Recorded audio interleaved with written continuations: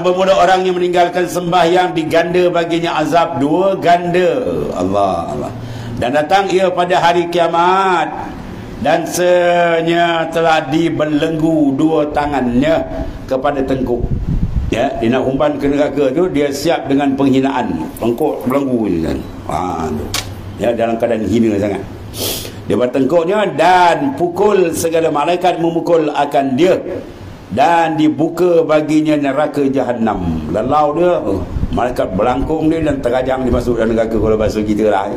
Maka masuk ia pada pintu neraka seperti anak panah, tuan-tuan. Berdesuk-berdesuk.